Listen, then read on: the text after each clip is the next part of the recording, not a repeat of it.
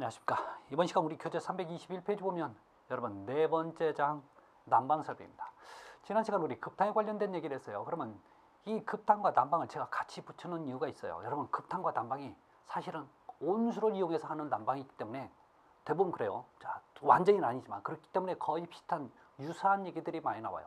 만약에 이게 떨어져 있으면 분명히 배우긴 배웠는데 이거 차이점이 뭔지 잘 이해를 못하는 경우가 종종 있어요. 그래서 이걸 차이점과 아니면 같은 점을 분명히 비교하시라고 같이 붙여놨습니다. 그래서 321페이지 보면 제4장 난방 설비입니다.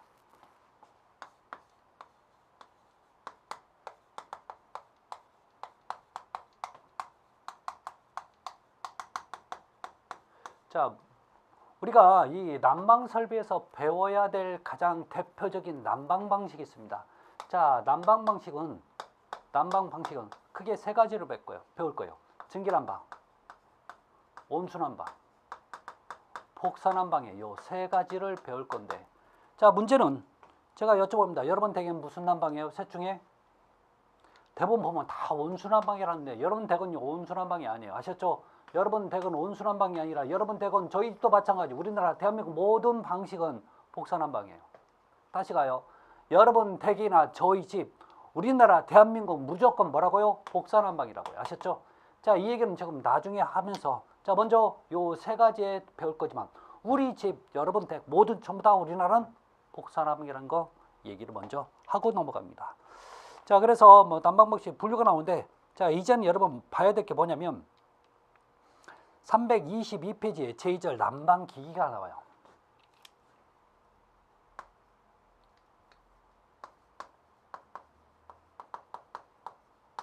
난방 기기가 나오는데 이 난방 기기에서 먼저 나오는 게 뭐냐면 방열기예요. 자, 이 방열기는 여러분 영문으로, 자, 흔히 라디에이터라고 표현하죠. 라디에이터. 자, 문제는 시험자는 대부분 보면 라디에이터라는 표현을 잘 안 쓸 거예요. 대부분 방열기라는 표현을 쓰는데 여러분 방열기 말뜻갑니다. 열을 방출하는 기계. 방열기 맞죠? 열을 방출하는 기계가 방열기입니다. 자, 그래서 이 방열기 종류에서 여러분 모형에 따른 분류에서 네 번째 대류 방열기가 나와요. 네 번째 보면 지금 대류 방열기 나오죠.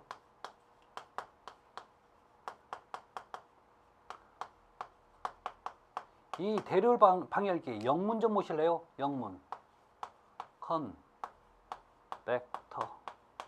이걸 이렇게 읽어요. 컨벡터라고. 여러분 대부분의 모든 방열기들이 영문이 뒤에가 라디에이터라는 표현이 붙는데 얘만은 컨벡터라고 써요.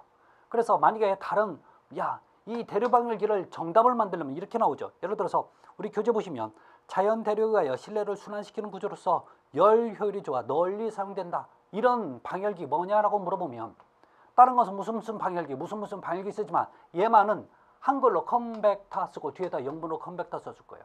이런 방열기인지 몰라요. 그래서 자, 대류 방열기가 영문으로 뭐라고 쓴다고요? 컨벡터라고 쓴다는 것 정도는 봐주시기 바랍니다. 다음에 나오는 게 여러분 방열기의 도해인데, 방열기 도해는 지금 뭐 한번 나왔기 때문에 크게 나올 가능성 떨어져요. 그렇지만 한 번만 좀 설명 좀 드릴게요. 자, 방열기 도해. 여러분 도해라는 게 도면을 해석하겠다는 뜻이에요. 자, 도면은 표기가 방열기 도면 표기는 이렇게 돼 있습니다. 그래서 이 원을 3등분으로 나누었어요. 그 다음에 예를 들어서 여기 12,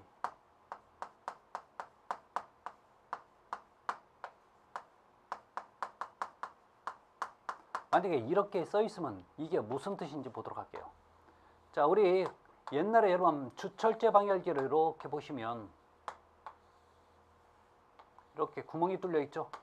자, 구멍이 뚫려 있어요. 자, 그래서 이렇게 있는 거죠. 붙어 있잖아요. 이거 방열기입니다. 자, 그러면 여기서 12라고 하는 것은 이걸 한글로 절수라고 표현하는데 영문으로 섹션이라고 합니다. 섹션. 이게 무슨 얘기냐면 요거 붙어 있는 거 있죠. 요게 몇 개라고요? 12개가 붙어 있다는 얘기예요. 자, 그다음에 3은 여러분 이 3이라는 표현을 이렇게도 표현하지만 아라비아 숫자로 3이라고 쓰죠. 이건 로마자고 이건 아라비아라고 얘기해요. 아라비아. 자, 그러면 3이라는 얘기는 뭐냐면 여러분 얘 물이 여기로 통계했죠. 왔다 갔다. 여기를 구멍을 뚫은 이유가 이쪽에서 열이 방출되라고. 그러면 여기는 몇 개라고? 하나, 둘, 셋. 3이라는 얘기가 지금 물이 통하는 요 기둥이 3이란 뜻이에요. 그 다음에 이 로마자는 여기가 좀 두툼하고 넙죽해. 이걸 그래서 주형 방열기라고 얘기하고, 기둥조자 써서 주형 방열기입니다. 그 다음에 3이라고 아라비아라고 쓰면요, 요 폭이 좀 얍실해. 이걸 간을 세자 써서 세주형이라고 얘기합니다. 아셨죠? 차이점이 있어요. 그러면 600은 뭐냐면, 600은 여기서부터 요 높이, 이 높이가 얼마요? 600mm예요. 그 다음에 여기 20A, 여기 20A 있는데 이 앞에 20A가 있으면, 자, 공극 환경. 자, 우리 교재는 뭐라고 나오면 인입광경, 유입관이라고 나와 있죠. 유입관. 유입환경을 얘기하는 거고, 자, 여기가 유출환경이죠. 그래서 들어가는 쪽이 이렇게 되는 거고 나가는 쪽이 요만큼 된다는 얘기죠. A라고 쓰면 여러분 밀리미터라고 해석하셔야 돼요. 아셨죠? 그 얘기였습니다. 자, 그 다음에 여러분 또 봐야 될 게 뭐냐면 323페이지 보시면, 자, 네 번째 방열기의 방열량과 응축 수량에서 표준 방열량이 나와요.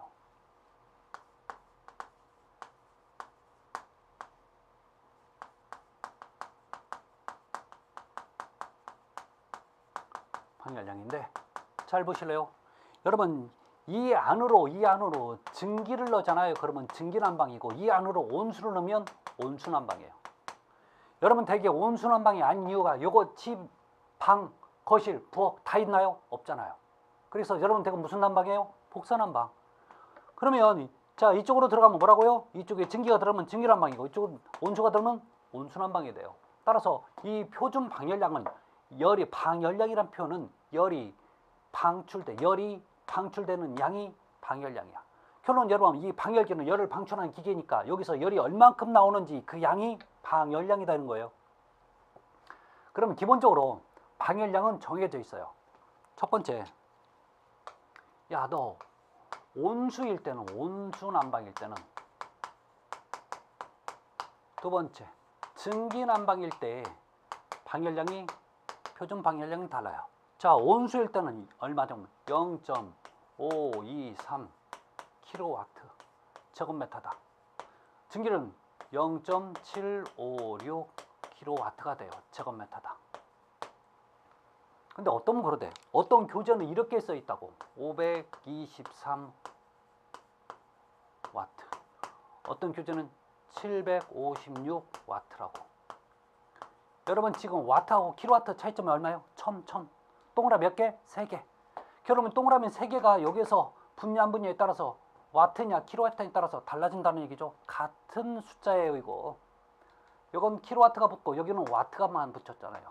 그래서 같은 표현입니다. 아셨죠? 잊지 마세요. 이거 여러분 기본적으로 암기를 하고 계셔야 돼요. 자, 결론 어느 게 뜨거운 거예요? 증기가. 그래서 우리 교재 보면 324페이지 보면 여러분 표준 방열량 나와 있죠. 표준 방열량 나와 있습니다. 그래서 그 개념을 좀 설명 좀 정의 좀 하셔야 돼요. 그 다음에 자, 다섯 번째 방열기의 시공이 나와요. 324페이지에.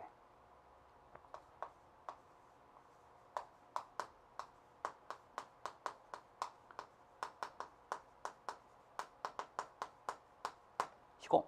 자, 1번 설치처는 열 손실이 가장 큰 외기에 면했다는 얘기, 외기에 접해, 외기 근처란 얘기죠. 바깥 기온, 공기 접한 창문 아래의 벽과 50에서 60mm의 거리를 두고 설치한다.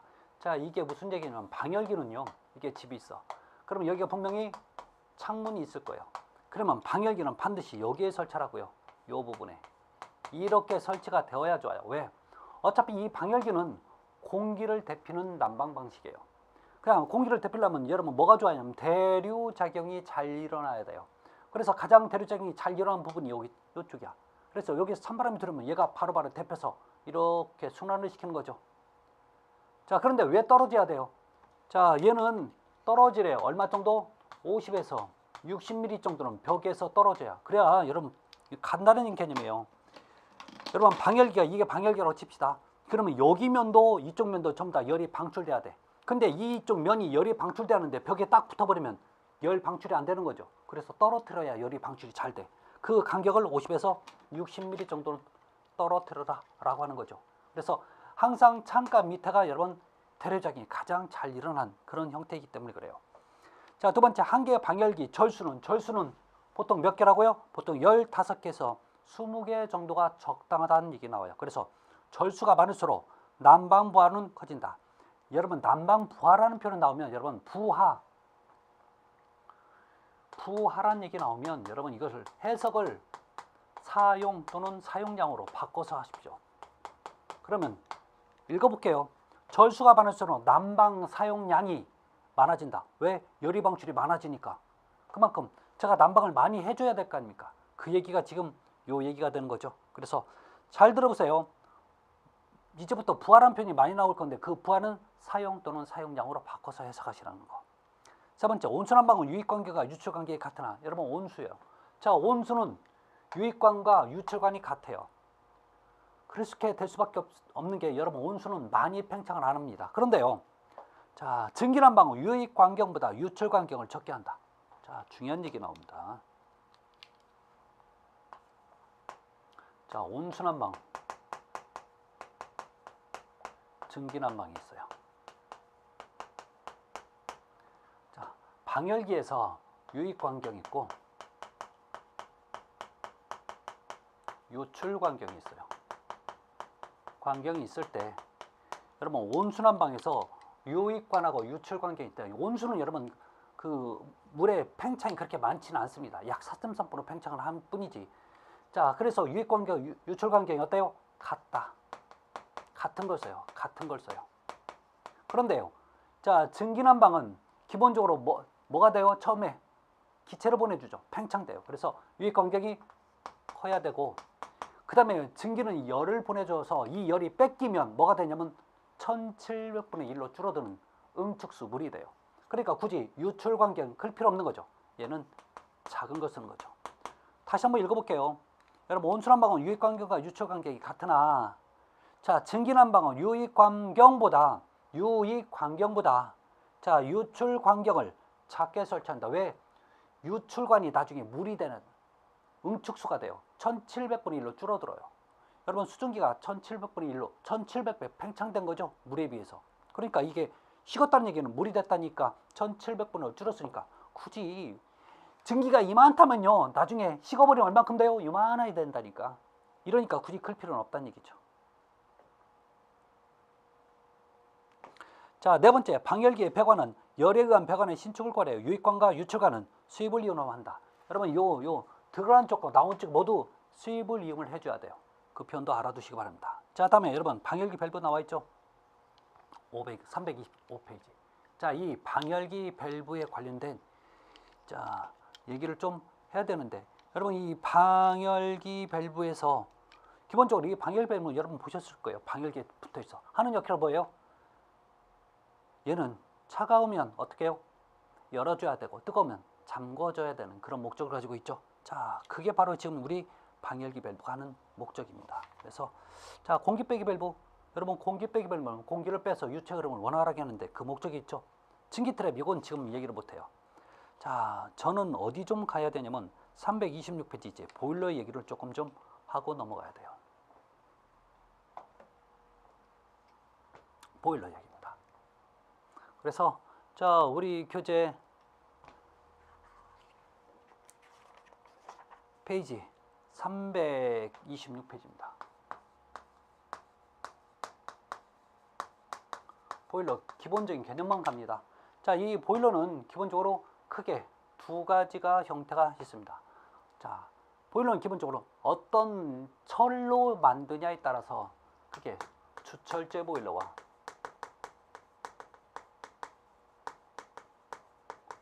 두 번째 강판제 보일러로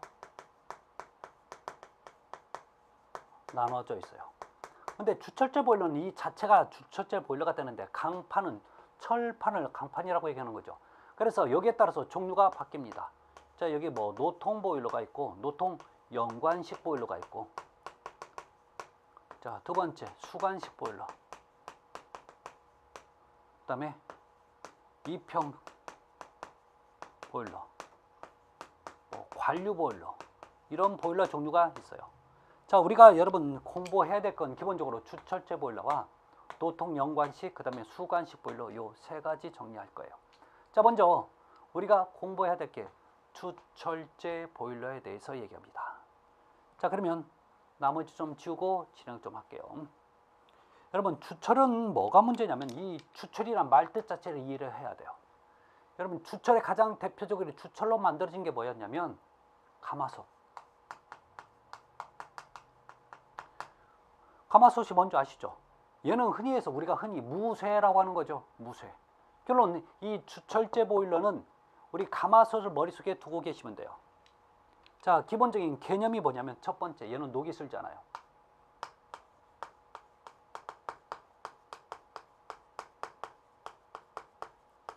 녹이 슬지 않는다는 얘기는 무슨 뜻도 되냐면 그만큼 내구성,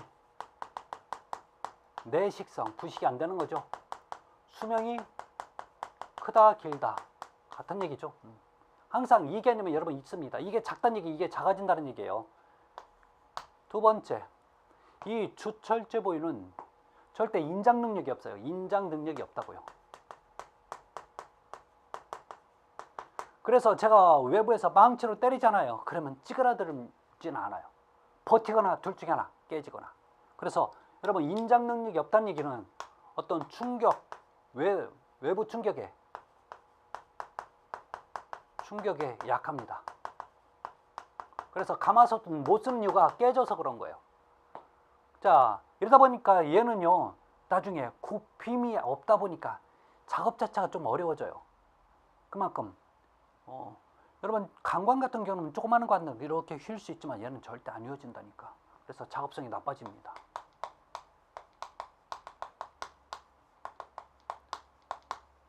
자, 더 나쁜 이유가 얘는 용접도 잘 안 되는 거죠. 안 돼. 자, 그래서 여러분 특수 용접을 해야 돼요. 그 다음에 접합 능력도 떨어져요. 접합 능력도 떨어집니다. 자, 그래서 얘는 만들 때 뭘로 만들면 부품화 시켜서 만들어요. 부품화해서 만들어요. 우리가 섹션 한다는 표현 쓰죠. 이렇게 부품화돼서 만들다 보니까 얘는 좋은 점도 많아요. 왜? 가지고 들어갔다 가지고 나오기 편해요. 그래서 반입 반출이 쉬워요. 이게 큰 이유가 되냐고요? 좋은 목적이 됩니다. 왜? 보일러는 굉장히 크거든요. 이 보일러가 크는데 여러분, 보일러실에 들어갔는데 문이 작으면 왔다 갔다 못하는 거죠. 그렇지만 얘는 원래 이게 부품화 되다 보니까 가지고 들어갔다 가지고 나오기가 쉽다는 얘기죠. 그 다음에 보일러 용량 증감이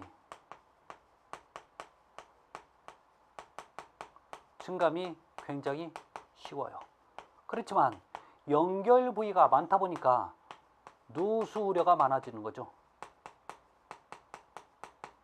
자, 누수 우려가 크다는 얘기는 절대 고압용으로 못 쓰고 저압용으로 사용하겠다는 얘기예요.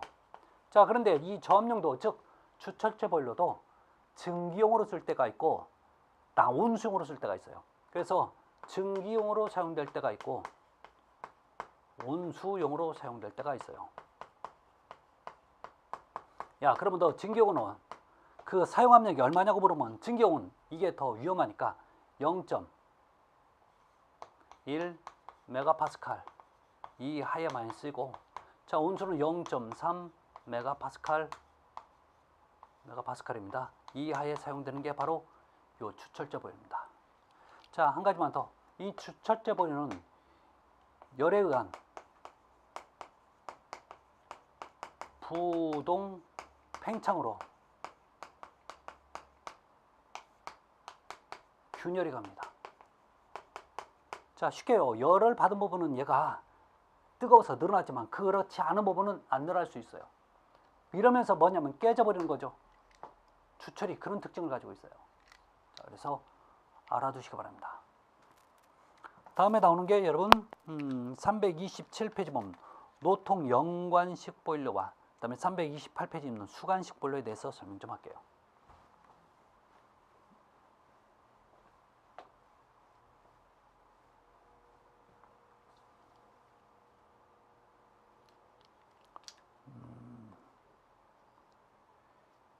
자, 좀 볼게요.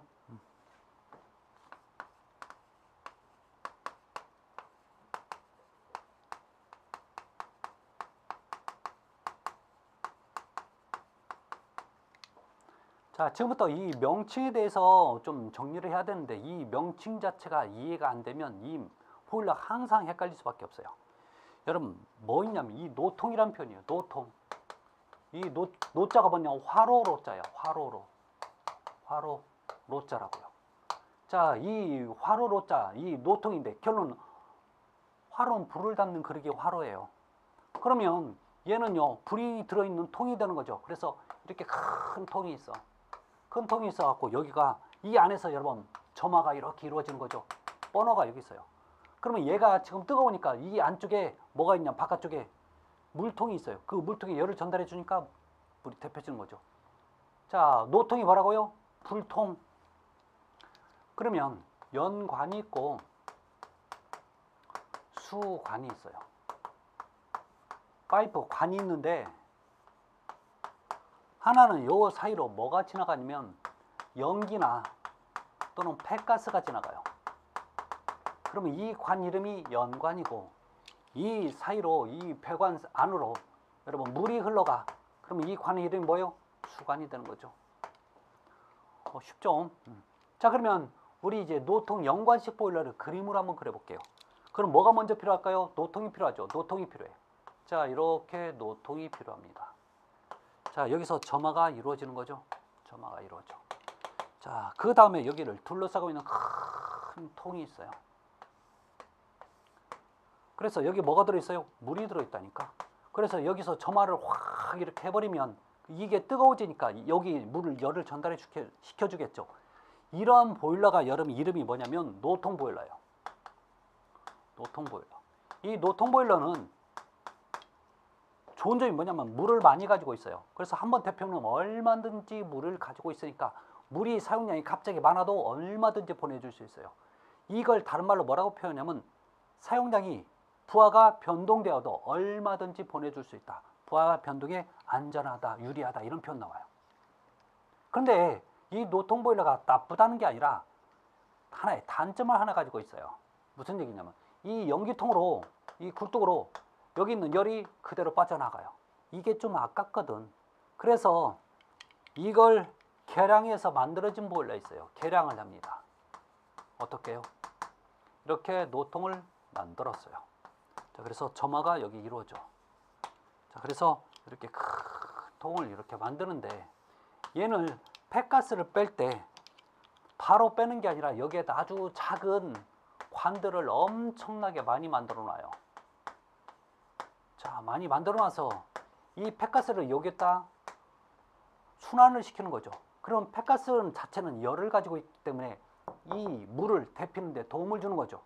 이게 그래서 나중에 이렇게 해서 빠져나가게끔 굴뚝으로 빠져나가게끔 만들어요. 이 보일러가 노통과 있죠. 노통이 있죠. 그 다음에 여기에 연기가 지나가는 관이 뭐예요? 연관이 되는 거죠. 그래서 노통 연관식 또는 노통 연관식 보일러, 연관 보일러 상관없어요. 그러면 요 둘 중에 여러분 얘가 훨씬 더 좋아지는 거죠. 좋은 이유가 뭐예요? 이런 설비들이 많아졌어. 그러면 설비는 얘는요 가격이 노통 보일러보다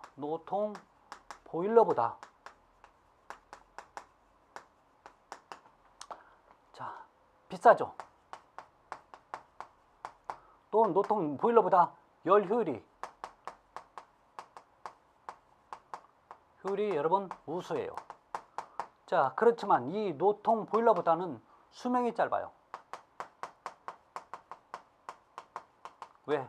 여러분 이 연관은 폐가스가 지나기 때문에 부식이 잘 돼요. 왜 이런 거였나요? 자동차를 사면 가장 먼저 부식되는 게 자동차 배기통. 그래서 여러분 머플러라고 하는 거죠. 그 부분이 문제가 많이 생겨요. 왜? 폐가스. 그럼 얘도 마찬가지예요. 그러니까 수명이 짧아지는 거죠. 자, 그렇지만 얘는 좋은 점이 뭐냐면 요 물을 많이 가지고 있어요. 그래서 보유 수량이 많아지는 거죠. 자, 얘는 보유 수량이 많아요.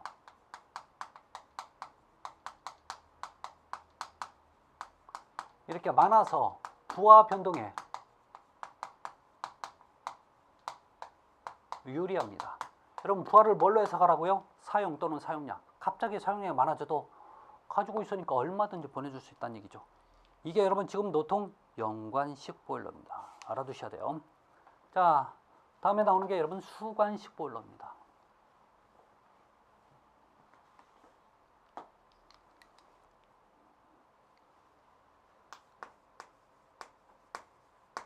(328페이지) 보면 수관식 보일러.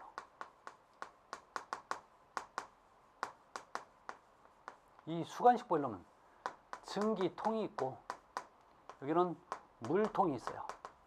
요 사이로 아주 작은 수관, 물이 지나가는 수관을 만들어줘요. 아주 작은, 엄청나게 다 많게. 자, 그래서 여러분 얘는 번역을 여기서 확 불을 질러. 그러면 여기서 펌프로 물을 이쪽으로 보내준과 동시에 보실래요? 이 관을 하나 제가 그려볼게요. 이 관을 하나. 자, 그러면 얘는 지금 열을 어디서 받냐면 이 열을 이 관 표면적이 받아요. 자, 이 표면적이 뜨거워지니까 뜨거운 상태예요. 열을 받았으니까. 자, 찬물이 여기서 지나가. 찬물이 지나감과 동시에 벌써 여기 뭐냐 물이 보글보글 끓고 여기서 뭐 이제 완전히 끓어서 뭐가 만들어져요? 수증기가 만들어져요. 이렇게 빨리빨리 데펴져요. 왜? 열을 받아들이는 면적은 많고 안에 지나가는 이 관이 작기 때문에 빨리빨리 온수나 아니면 증기를 만들어요. 이게 바로 수관식 보일러입니다. 그래서 우리 수관식 보일러 보면 이 특징이 뭐냐면 얘는 물을 저장하는 용도로 쓰는 보일러는 아니에요. 그러니까 공급해서 그냥 만들어서 보내는 용도로 쓰는 거지 저장하는 형태는 절대 없습니다. 여러분, 증기는 저장 능력이 있어요? 없어요? 없어요. 그래서 보유 수량 작아요.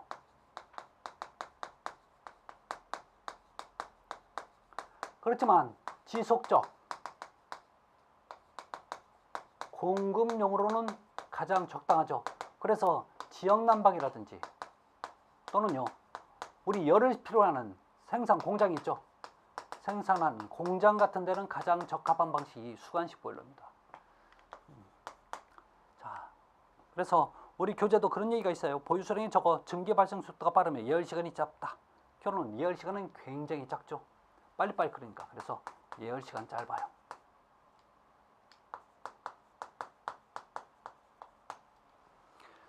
자, 문제는 이 보일러가 가장 비싸요. 자, 그래서 가장 고가인데 문제는 뭐냐면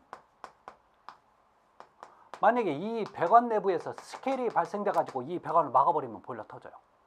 그래서 여러분 수처리에 주의해야 되는 수처리 주의.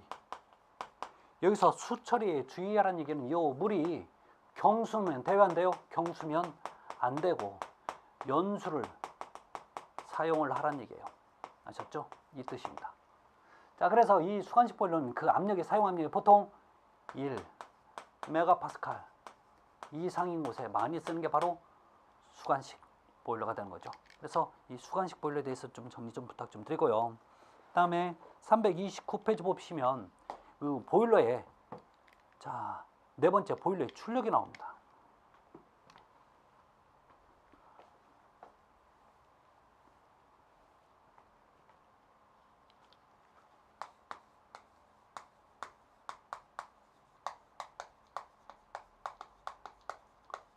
자, 보일러의 출력인데 기본적으로 여러분 보일러의 출력 용량을 보면 기본적으로 자, 사실 밑에서부터 문제예요.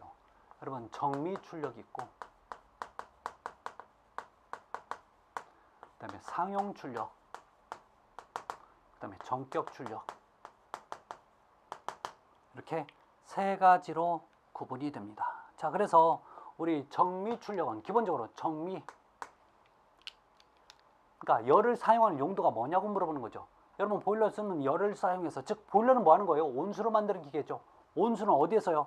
급탕용으로 쓰거나 또는요 난방용으로 쓰는 거죠. 그래서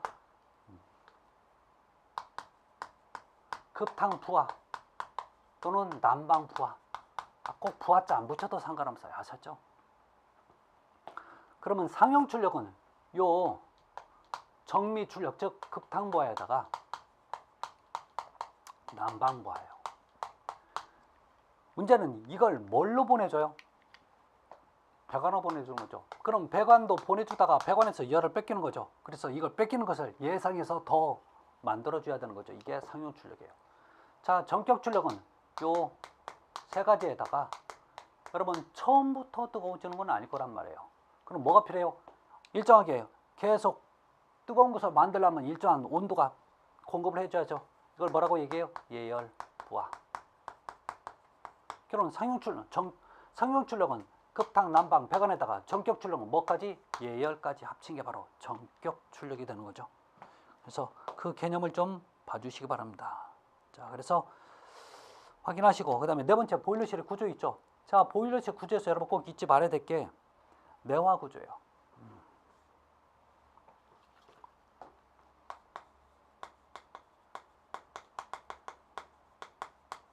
보일러실 구조 좀 잠깐 볼까요? 자, 얘는 반드시 내화 구조여야만 합니다. 혹시 내화 구조 또는 방화 구조 하면 틀려요. 반드시 내화 구조여야만 합니다. 자, 두 번째. 자, 이런 얘기 있어요. 이거 보일러실이에요. 이게 보일러가 있어. 있을 때 너 천장과 보일러 상단까지 떨어질 높이는 최소 1.2m 이상 떨어지고 그 측면은 최소 0.45m 이상은 떨어져야 뭐가 문제가 생겨도 제가 수리 또는 점검을 할 수 있는 거죠. 자, 그래서 2번과 3번 얘기가 지금 그렇게 나와 있죠. 다음에 다섯 번째, 정온식 감지기. 반드시 정온식 감지기죠. 정온이라는 얘기는 정해진 온도, 즉 그래서 열 사용 장소는 무조건 정온식 감지기를 설치하고, 그 다음에 환기 설비를 같은데 제1종 환기 설비예요. 이렇게 환기를 갖출 수밖에 없는 게, 여러분 보일러는 연료를 연소를 하면서 산소가 꼭 필요하죠. 그래서 공기를 넣어주는 급기 설비가 필요하고, 그 다음에 자, 이게 다 되면 혹시 폐가스가 나올 수 있는 거죠. 그래서 배기 설비가 꼭 필요하죠. 그래서 급기 설비, 송풍기가 필요하고, 나중에 빼는 배풍기가 꼭 필요하다는 얘기입니다. 이게 두 개를 다 갖춰야 제1종 환기 설비가 되는 거죠. 자, 그래서 여러분 보일러실까지 모두 마쳤습니다. 그래서 자, 이번 시간 여기까지 하고 다음 시간에 여러분 난방 방식에 대해서 말씀드리겠습니다. 수고하셨습니다. 감사합니다.